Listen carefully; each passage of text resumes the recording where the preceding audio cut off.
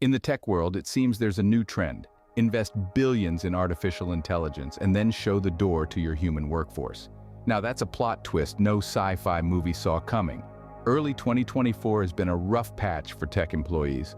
Over 5,500 have lost their jobs in just 2 weeks, with tech giants like Google and Amazon leading the charge. Their reason? A keen interest in AI. But don't worry, they're not building a robot army. Yet. This comes after years of pandemic-induced challenges in a high-interest rate environment and surprise, surprise, a tech downturn that's overstayed its welcome. The result? More companies are waving goodbye to their human workforce and saying hello to AI. Predictions are that AI could impact hundreds of millions of jobs globally. The most at risk? White-collar workers and women.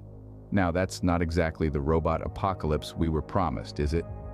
But fear not. Labor advocates and lawmakers are stepping up, calling for increased protection for at-risk employees. So, will the future be a dystopian AI takeover or a harmonious coexistence with our robot counterparts? Stay tuned, folks.